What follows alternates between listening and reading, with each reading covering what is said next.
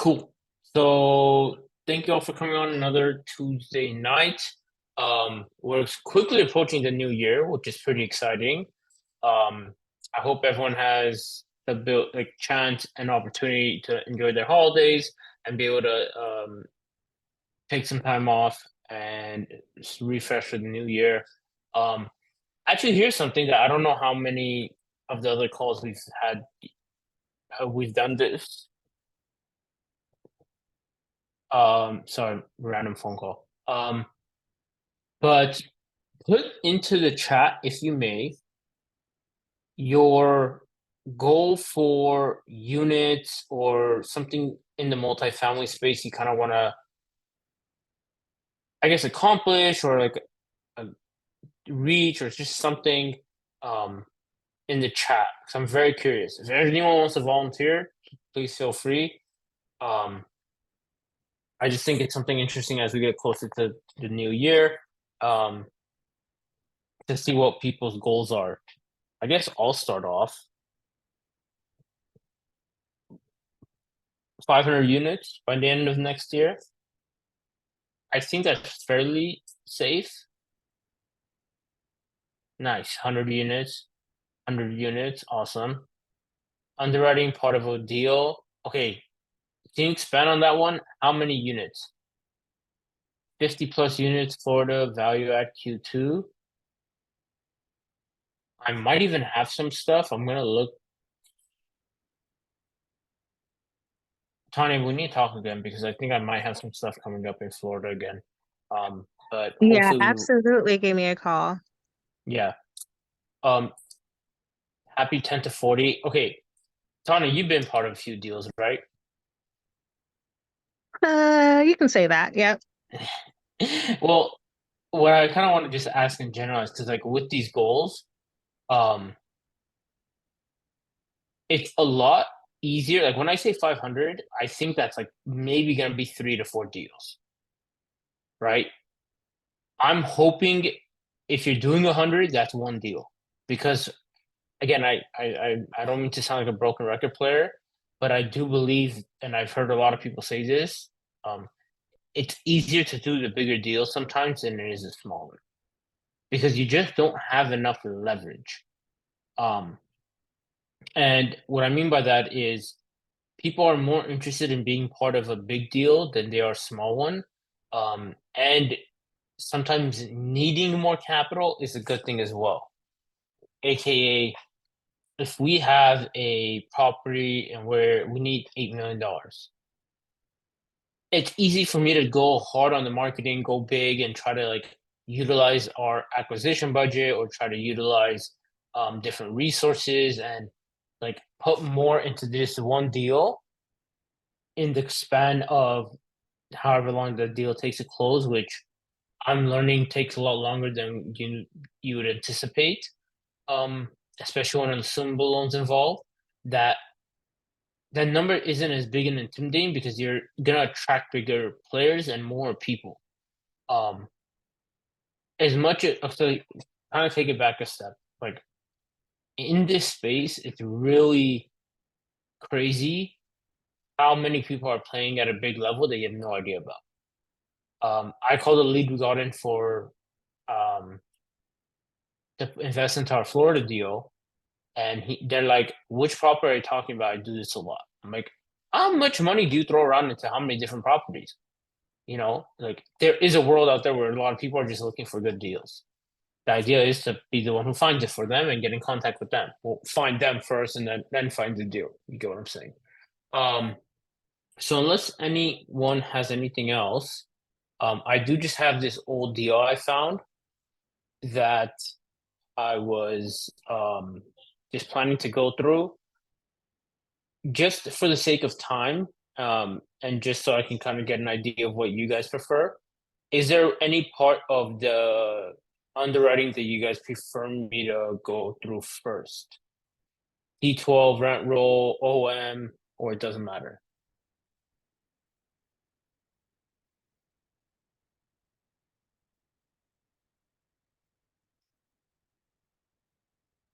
Okay, I'll just start on the OM, I guess, because I'm here.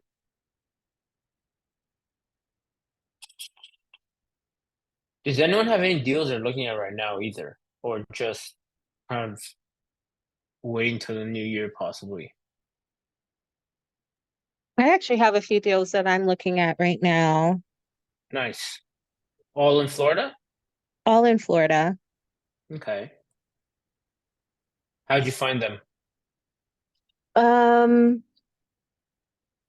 Broker relation actually is Okay. contacted a broker and they sent them to me. Yeah, Nice, nice. Are they on market or is it through their brokerage, like kind of, or is it off market? they're all on market. Got it. Oops. Yeah, there's one that I'm trying to work through right now. Okay. And it's a little difficult because, because I'm trying to do value add and right now it's in a You um muted you little muted bit. yourself. It's a very stable market. So there's maybe 100, 200 to maybe add.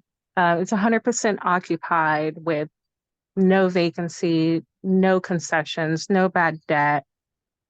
And so I'm struggling a little bit with trying to see what the business plan would be to add value and, to make it worthwhile. Okay. How does their additional income look? It's huge. It's about 60,000 of additional income, but I do think a lot of it comes from utilities and late fees. Okay. Other questions would be, you don't have to tell me specifically where, but what, like, is it a main market or is it a secondary? It's a secondary. Okay. Is there upside in the next 5 years, 5 to 6 years? Absolutely. Yeah, Okay. it's like one of the top growing cities in Florida right now. Got it. Is there a assumable debt in place? There is, and there's an opportunity for seller financing, which is a Okay. great thing. So last question on the assumable finance. Do you know what the LTV is right now? I do not. Okay.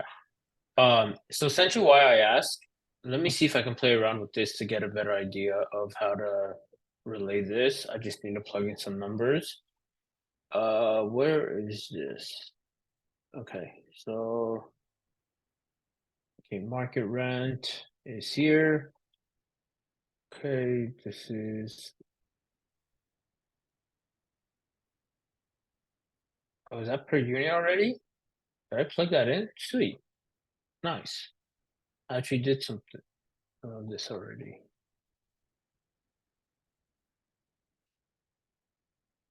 Okay, so 1350, 1487. The tricky part with um the assumable would be the, do you know the timeline of it by any chance? Like how long it is? I'm looking that up right now. Okay, no rush. Uh, this one actually also has a assumable loan, if I can find the slide that had it.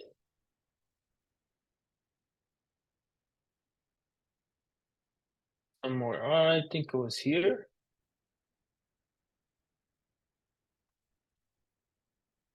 I just saw it.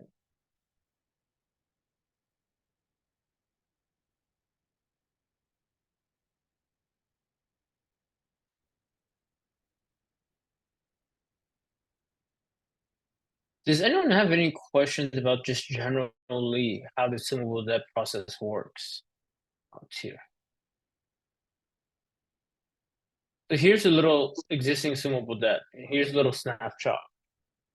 This is a nice little summary and a snapshot of the debt and how it looks or how it's relayed. Um, but here's some of the things you want to look at. One of the first questions you're gonna, oh, one of the questions you're gonna ask regarding assumable debt: when did it start? When does it mature? Amortization period, the rate, obviously,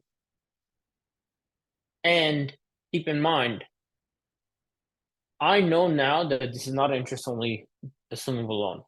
A lot of assumable loans you'll see, the sellers will try to sell before the interest only period begins, because that's going to negatively affect your outlook. Because you have less money coming in. Yeah, your assumable debt may still be at a great rate. When you factor in the principal into the mortgage payment, it's gonna obviously change the numbers. So let's see how that looks like. So we have 34594. So in the loan place, I'll plug in that number. On the loan amount, by the purchase price. So now I know I need 57 at this asset price. I need 57% of the equity. These numbers are probably wrong. And this number is actually 3.45, which is great.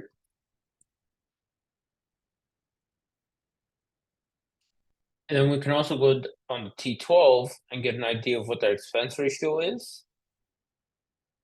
Sweet. All right, so we're just gonna go to 45%.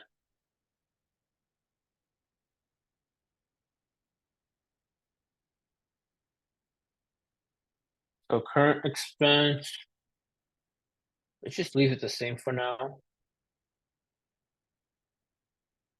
Um,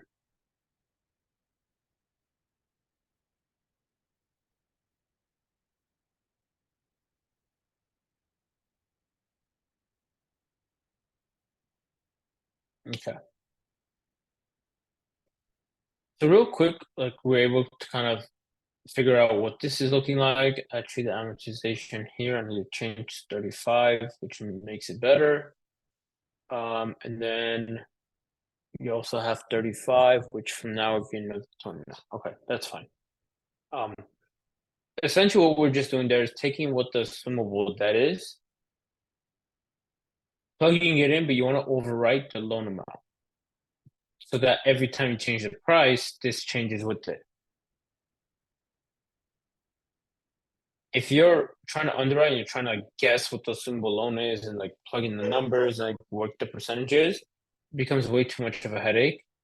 Obviously we're gonna have capex too, but we should hopefully get some information on that on the OM. That's another thing keep in mind too when you're looking at this. You want to make sure that you are using their information first, but then having your own assumptions and due diligence and like homework you've done with your own team and your boots on the ground and whatnot. But going off of their information in the beginning, I don't think is the worst idea.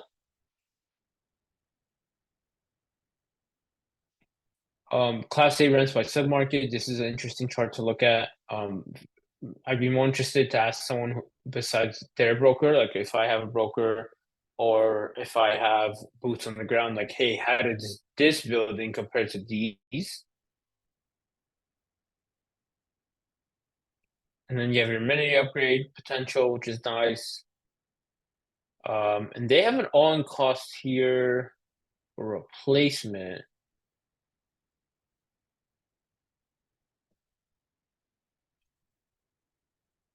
And then also finding out on the T12 where your additional income could come from. For example, like we were talking about just a minute ago, this is a long list for additional income. So you want to make sure you double check, like, is there any more upside I can add to this? It's going to be a little tough, to be honest, because we have a 243.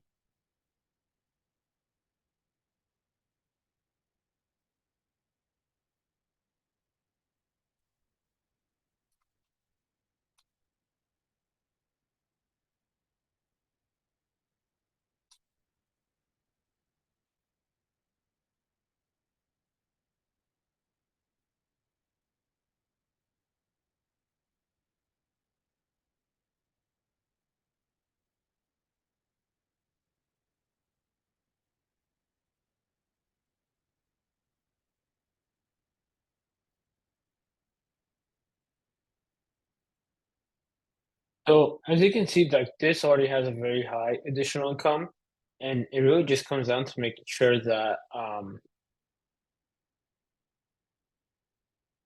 I see. So let's do this equals this divided by 12 divided by 3. Okay, let's go off of 218.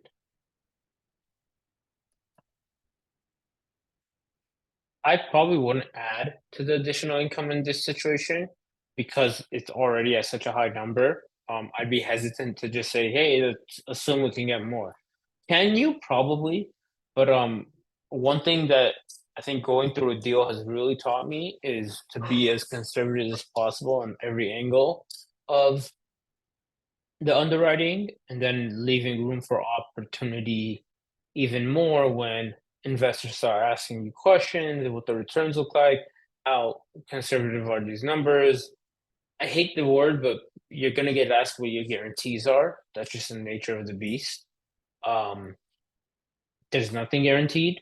Like you can close escrow and the market can fall apart tomorrow. Like we don't know. Um, at the end of the day, we're just trying to be as conservative in the approach as possible. And again, a large part of having large upside, like in a value add, like we were talking about earlier, it's not only to be able to make your investors money, but you have that much more of a buffer. And I think that is also a big part about what the investors are going to be looking for when you, let's say you have a safer investment, maybe it's not as much value add, but it is something where, hey, I'm not going to lose your money in 5 years. I'm just hoping to increase it. You'd want to hit at least 1.75 to 8 on the equity multiple, 1.8. Our goal is to hit 2, but if it's a safer investment and maybe your cash on cash is higher year to year, depending what the assumable loan and the seller carry combination is, and the length of that, it allows you to be a little more flexible. Um, Here's the example I've been using recently, just given how the structure of my Florida deals set up. If in 5 years, which is when our ideal exit is on this property, if I go to my investors in 5 years and say, hey, I can give you your money back today, but we have 4 more years on the assumable loan where our hand isn't forced to do anything. What that means is, let's say I have another debt and it was exactly 5 years and I had to pay that off. The alternative is if things aren't going well in 5 years, you may have lost some money and not your money, which is the hardest pill to swallow. So it's like, which conversation would you rather have? I know I've probably said this scenario a few times, but I think it's really important on having multiple exit strategies, making sure you're underwriting conservatively. What happens if rents don't go the direction you would assume, or if your timeline doesn't work out with the rehab, where heavy capex is the unknown? What if you go over budget? What if XYZ happens? You know, there's so many factors and things that could happen in general real estate and the market itself that, hey, everyone who got a loan 3 years ago didn't think interest rates would be double what they were when they got them, more than double. So are you prepared for that when that comes about? Now, this calculator is definitely not the one that's going to show you how to factor all those things in. Um, and it's definitely going to be something that's like, this is very basic level. Like you're not going to see your year on year. It's a very like A to B, A to B, A to B, and then just plugging in this stuff, which could be useful. Getting a general idea of, okay, what price do I want to be at, what the returns are month to month. Um, you get a general idea of what the cash on cash is. And then also I want to do this. Actually, hold on.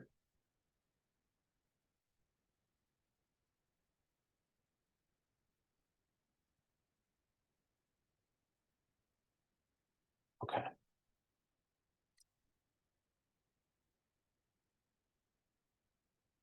Wait, where did the chat go? There we go.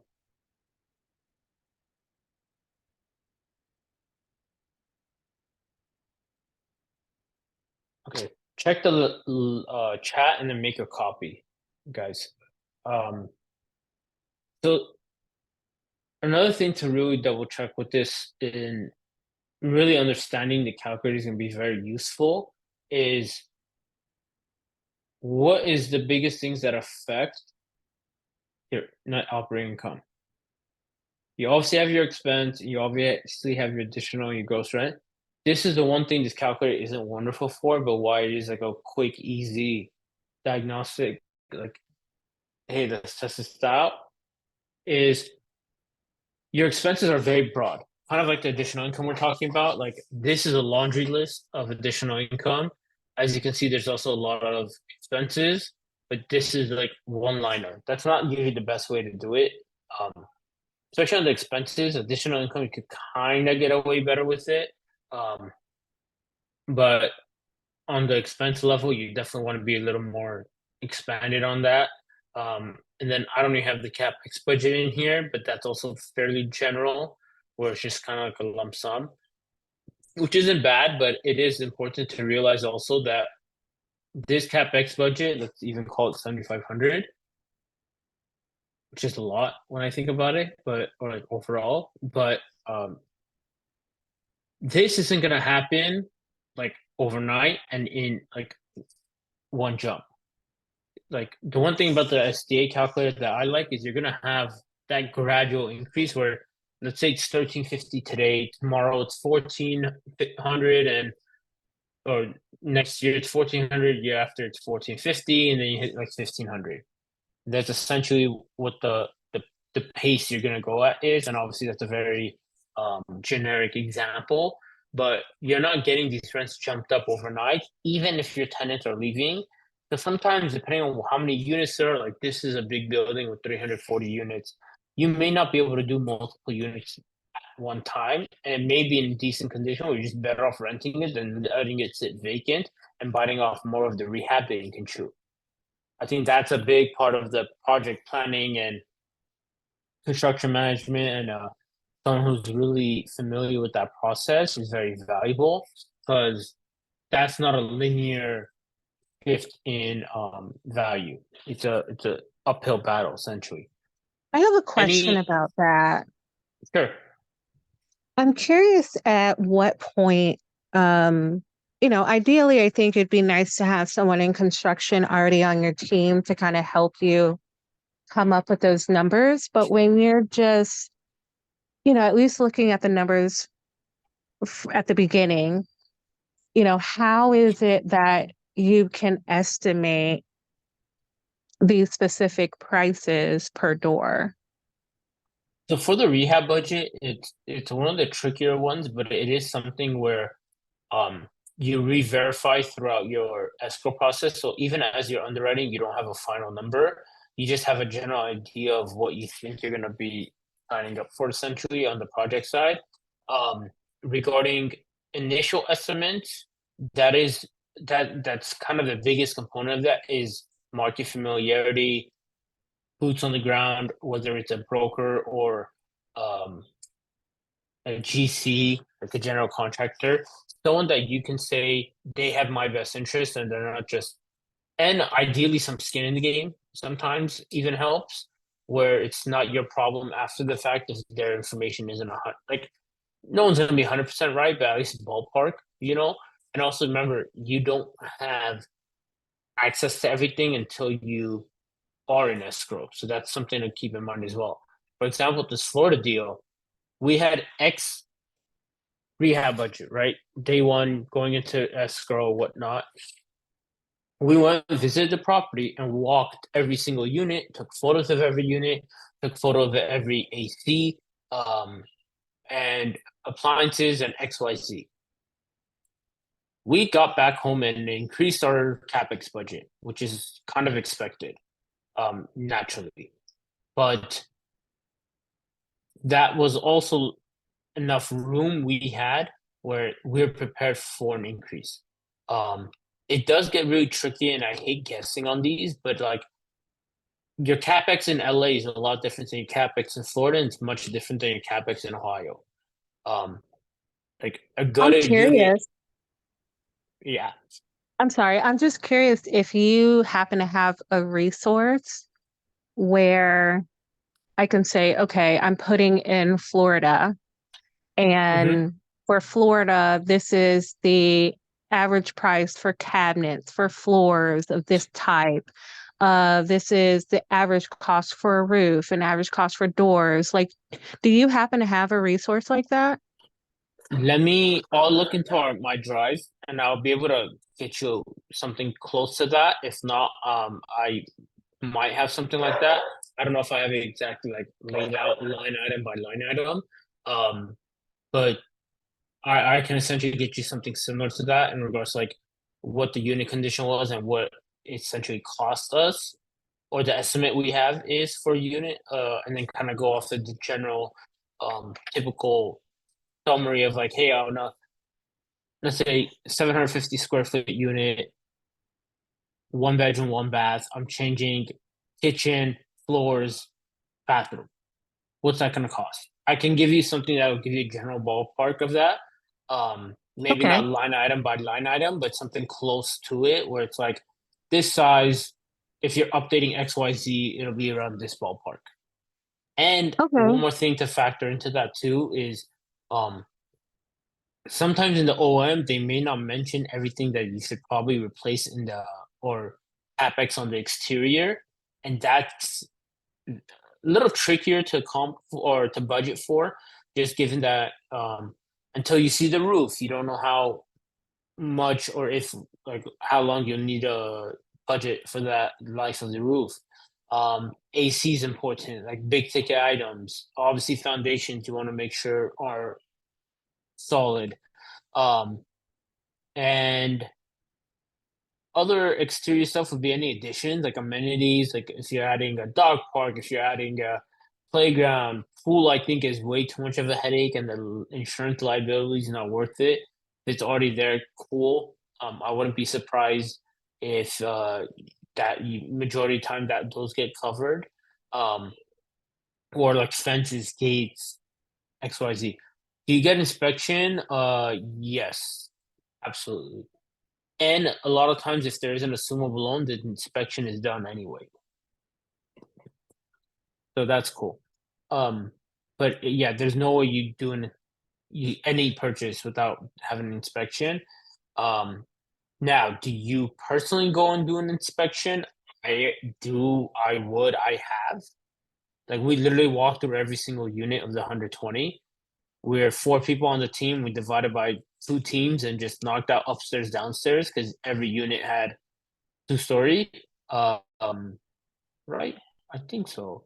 Like, uh, yeah, I think they all had two-story, except maybe some of the one ones, but there was more of the two ones. Um, so yeah, we have a drive with every single unit's picture. So I'm curious about that because the three properties that I told you about when I spoke to the brokers, they said that they're open to do a tour once I submitted an LOI.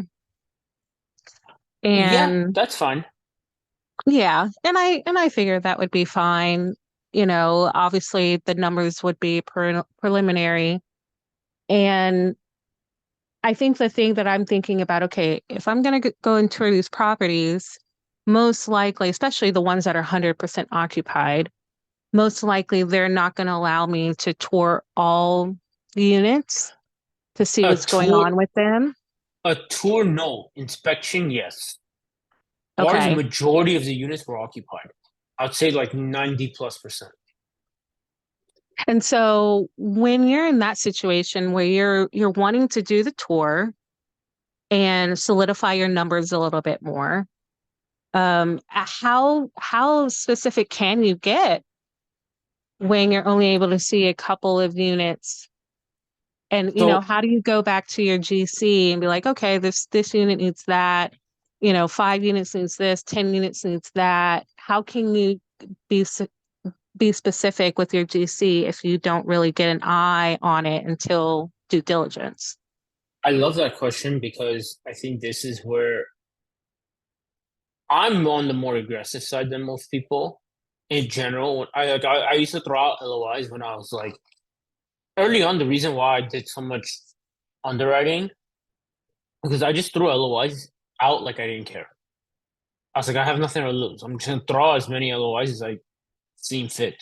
Reason for that is you're not gonna have the answer to everything, even at the tour date, until you go through every unit, until you have inspector out there. And it is possible to coordinate every unit with tenants on inspection day when you have enough of a heads up. On a tour and not being in escrow, not being under contract, I wouldn't even try. I personally wouldn't even want to do it at that point. Like you're committing way too much time to something that you don't even have an agreed price on, terms, structure, timeline. Like none of that being solidified, I wouldn't put that much effort into a building. I didn't fly out to view, but just explore the deal um, until I was at the inspection date. Now I had people on my team that did. I just couldn't the weekend they went, but they didn't go see every unit. Like, sure, if there's a few vacant, that's great, easy to open and access. But if there's any occupied, it's you're not gonna get a chance to see any, if all, a lot of them. So what I really do with the whole budgeting is okay, what are things you know you can control? When you're getting like an OM, for example, they're going to go through and give you a general idea of how many units have been remodeled, what the pictures of some of them are, and you get a general idea of okay, some of these units need updating. Okay, cool. And then you have a ballpark of um, what those costs are.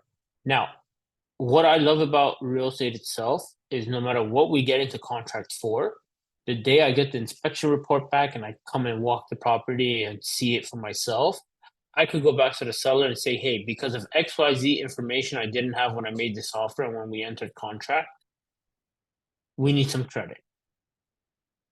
Right, right. And if the seller actually wants to sell and it makes sense and you're not asking for anything ridiculous, you'll get it.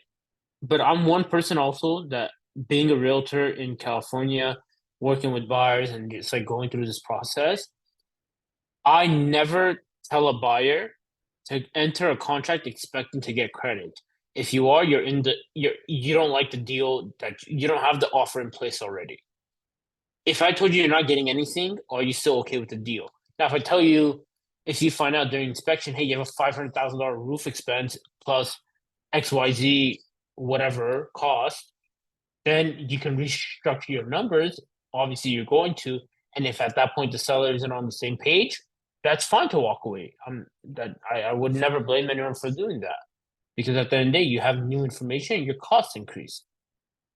But if it's like, hey, I'm going to get in at this price without any new information, I already want 150 off or 200K off of the purchase price. I'm not a fan of that because you're trying to like, hey, let me just get under the contract, lock them up, and try to hardball them. That's one approach I'm not a fan of. If you have by credit, do you mean retrading the purchase price or putting the additional expenses into escrow? It depends. That is a conversation. That's a good question, Doug. It essentially comes down to you can get credit where, hey, I have this line item of expenses that or new information that are going to cost me X dollar amount. Um, by credit, the seller can either credit that back to the buyer once escrow closes, which means you're going to pay for it to be done after the fact. You can either reduce it off of the agreed purchase price, which means you just bring less to the table. Or you can also have, depending what type of work it is, what the timeline is, what the time frame is of the work, you can also have the seller do it, obviously with you kind of having some say in who the person that gets the job done is, and have them complete the work before escrow closes usually. Um, and then you'd have like a final walkthrough again to make sure that stuff was done. Um, so So I you're hope that open to that because I talked to a broker today and he mentioned that the seller was willing to, I think he said he was willing to put like $1 million into escrow the just because, seller is yeah, okay. And for what reason? because I think his goal was to complete at least 90% of renovations before close. And he basically said if he's not able to do that, then he's willing to put in $1 million for 6 to 12 months. Until it's finished, or for you And to use to complete it? until, well, that I need to follow up on, because So what he so made here it seem like is that he's willing to do it for the new buyer to finish the property, to finish the renovations. I see. Um, hmm.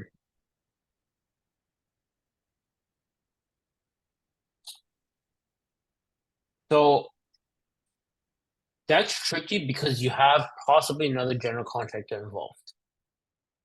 Now it's Yeah, like that's who's doing the exactly what I work? thought. So who's doing the work? Are they gonna finish the last 10% after the fact? Because then you don't want inconsistencies. But is it a price that makes sense to you? Honestly, I'm kind of surprised you're like as a seller to like I get why a seller would want to do that to try to get more money out of it, the sale. But I think there's a certain point where you just kind of have to like, hey, but like this is what it is. Like um because then the second question is he gonna fill those units while if he finishes before escrow closes, or he's in contract and the new buyer stuck with those tenants? There's that component too. That's an Exactly. interesting one. Yeah, that's an interesting one. If they're gonna leave the money in, or I'd actually be more curious to meet the contractor and the person doing the work than I would the cost of it, and kind of get a breakdown of the cost, and then I'd shop that around and see if the cost line up with other GCs, because you should have a summary or a scope of work in regards to the work they're gonna do. It'll give you a very good idea of what goes into all of the remodel and rehab they're doing at the moment. Yeah, because the first thing I thought was, okay, who's managing this contractor? Are you or am I? Hmm. And, what are those costs? The Yeah. first thing I had in mind. Yeah. No, that's definitely not a concern. It can obviously be overcome. It's just like I would want a little more due diligence on the inspection, because the last thing you want is to they have someone that said they did the work and then they receive, or you now acquire the problem. And look, I'm a firm believer, because I've seen it happen in like doing real estate here. If a house is a flip, a new remodel or rehab, like new things have been updated, until someone lives in that unit and has like broken it in, for lack of a better way to put it, there are things that are gonna go wrong that they thought they solved or fixed. Bottom line, like a brand new unit or a brand new home is gonna have problems. Like you don't get a car day one and every car comes out 100% perfect. Some cars have some issues, right? Um, and same with the house. Your pipes might be XYZ. Your light connection might be wrong. God knows what else. Like things happen, right? So that's where unless you do the work or someone you trust does the work, because you can't go back to them after the fact. That's another hesitation I have. Is like, cool, I'm buying your completed project, but if there's any problems, you're dealing with it. Now, if they want to leave money in escrow for any potential uh post rehab issues, that's a different story. Like I'd be curious to see if they'd be open to that. Because it's like, hey, as much as you have done this work, if anything happens, I don't want to deal with the repercussions of this general contractor or the work that was done under your watch. I better said. And then you can always leave like money in escrow for like let's say 6 months, a year, depending how flexible they are, and say this is like backup, like a deposit, like a security deposit, essentially. Um, Not to get too off topic, I'm just gonna answer Aaron's question real quick about the down payment. Um, the down payment here is at 57 because this is an assumable loan at the 43. And essentially you just have to ideally get some seller carry involved, because that's a lot to put down. But anytime you have an assumable loan, there's a good chance you're going to have a high down payment, because most assumable loans are low leveraged, especially if you get an assumable loan that has an amazing rate. People are going to try to spike up the price to, as rates go up now, like today's rates, let's say they get closer to 8 or they go past 8, these assumable loans are going to be able to charge more for the rate that they have locked in if they have a good term, which is a length of loan. So if I get a loan that's 15 years at 3%, that seller can charge more for the property because of that. But let's say I have another property that's 3%, but only for 4 years. Every number across the board can be the same. That will be enough reason for your price to be pretty drastically different because of the exit strategy, the benefit of the long-term debt that is locked in. And that difference in price is going to come down to you have to raise more capital. That's just the bottom line.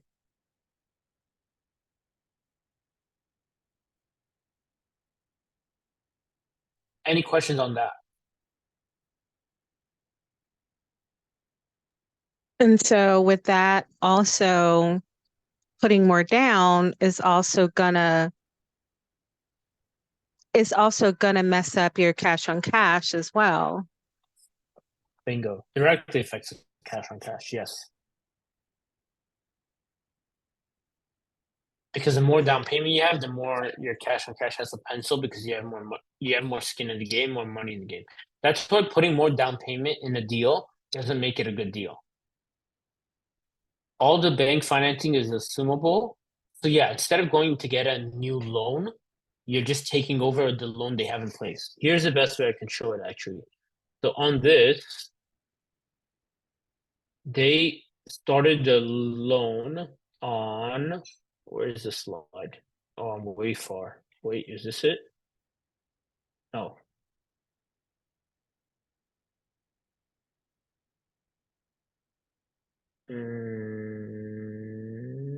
Here. So the original loan amount was 38,296,000. The current balance is $34,594,742. They originated on this 5/1/17, and it matures 4/1/52 to 35-year AM. This is never going to change. The only thing that's going to change is the balance that decreases as you pay off the principal. So Ed, is there no balloon on this? The balloon, no, just says matures in April 52. Do you get that long of a loan in commercial? I was never aware that you could get that Yeah, long. this is more of an anomaly than I would say the norm. It is pretty surprising. I agree with you. Normally, you are gonna see a balloon of, I would say, 7 to 15 years. So that's your usual turnaround. 50 years or sorry, 30 years like this one is I don't see it often. So I agree with you that is kind of a one-off. And then to also answer the question about not looking for any other bank financing, or does that run into the first or second position issues? And that's exactly it. If you were to ever get a supplemental loan on something like this where you have an assumable loan, I think your best and possibly only bet is to go to the lender that originated the loan. So the bank and lender that hold the loan currently is the best person to go to try to get that supplemental, which is essentially your second position. Are you guaranteed to get that? No. Could it cost a lot? Yes. Could it be beneficial to the lender and you? Also, yes. So that is a good option. But remember that new debt now has to make sense because factor this in. And now this is a very interesting question that would take a lot of like deal specifics and case by case. Does it cost more for me to raise that money or to borrow that money from the bank on the supplemental? With that being said, now who's going to have a more competitive offer? The person who can raise the money or has that money available on hand, or the person that goes and gets a supplemental for a certain amount to then come up with the rest and the difference. That's an interesting, because getting that supplemental may affect your offer price now because you have money that costs more than you originally, than everyone else does, to be fair. Like if I have a second loan of, let's say, 10 million at 7% interest, that's debt that no other purchasing party, unless they do the same thing, obviously, has to worry about. Does that affect my purchase price? Possibly. I don't know. That's one where it's very deal specific and you have to run that scenario. You definitely cannot, you can maybe. I would have run that scenario on this calculator. I'd run it Yeah, I on was the mic. gonna ask if you can run that scenario on the calculator. So this is where I would run it. Let's say I just pull up the SDA and what the numbers actually are doesn't matter too much. Sorry, the other numbers. So let's just, I don't know why this always happens. Let's just say this equals 7.5. Okay. So essentially what you're doing is you're shifting this. So if I have a down payment of 35, just to make it easy, I'm going to do it all here. Let's say I have a second mortgage of, that's 7.5, your down payment's this. Okay, so we're going to do, this is 1.5. Okay. That means this equals minus, I hope I put it in the right place.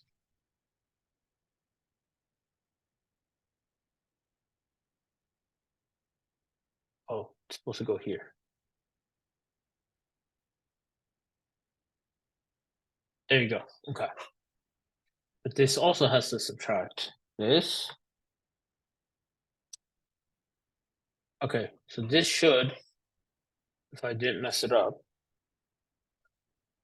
Yeah, okay, that equals our purchase price.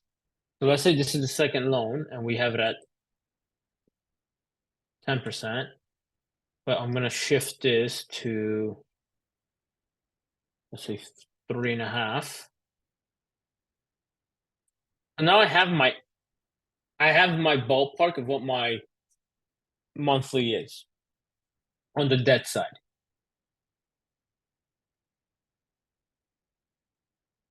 Also, another interesting component to throw a wrench into this even further is your supplemental may be interest only. So that's something to keep in mind. I don't know if it always will be, but just heads up.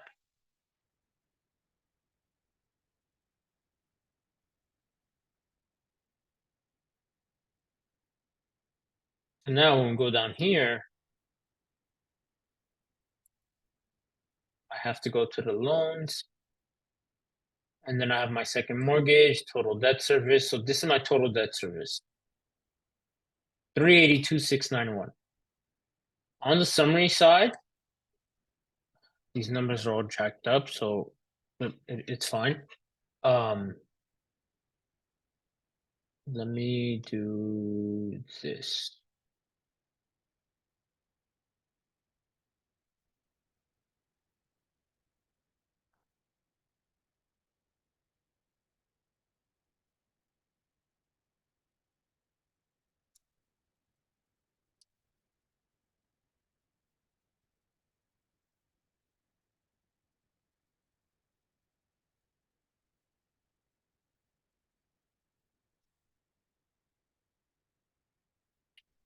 Okay, so this deal looks a lot better through this than it really is. Because all the numbers, this isn't a actual deal I'm underwriting. I'm just, where is, okay.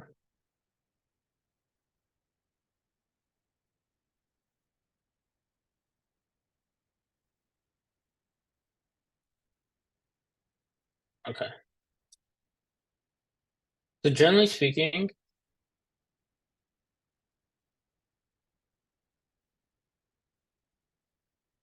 now that we have the debt, you get a general idea of what the cash on cash is, year one.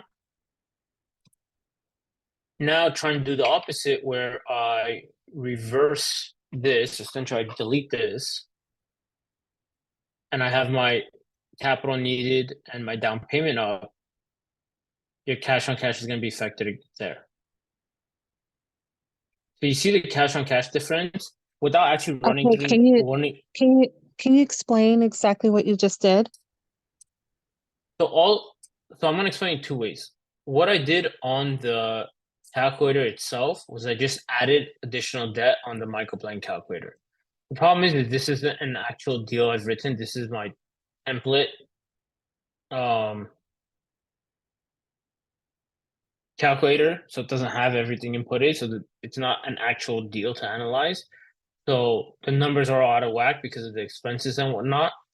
So that's why I'm not trying to focus on the returns as much, except for the cash on cash. And essentially what I'm doing on this calculator is I'm adding a second mortgage, but I'm making sure that it's being reduced from my initial down payment. So that's all you're really doing. It's, hey, I'm adding a second mortgage, let's say at 1.5. And because of that, my down payment decreased by 1.5. And that decreases my total member capital needed. Actually, this isn't going to, yeah, this doesn't do that. There you go. And then I have a new cash on cash. Actually, this makes a lot more sense as to why the numbers weren't working. Okay. So this is what your returns look, let's say, with having that second debt. Now, if I remove this, the numbers look a little better based on the cash on cash. So with the 1.5, because the interest rate is higher than you would normally get, your cash on cash takes a hit in this scenario. Not saying every scenario, but in this scenario, with the numbers I have plugged in here, the second supplemental or loan hurts the deal because it costs more than my investors do. But in another deal, it could be where having the investors and raising that capital could cost less than or more than the interest. So for anyone that uses this calculator, it's really just plugging in the second mortgage, and you can verify that on the loans tab, and then making sure that it looks right here. You have the first, and then you'll add the second, and then you just make sure that it removes from your total capital needed and your down payment.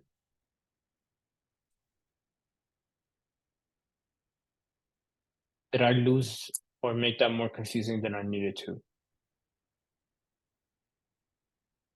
No, I think you did a good job. Okay, I hope so. Because here you're only gonna have one loan, and if you are going to put it as a assumable, you just have to make sure you get the number right on the loan balance and down payment here. And then it's just playing around with the numbers. Anyone have any other questions or anything like that?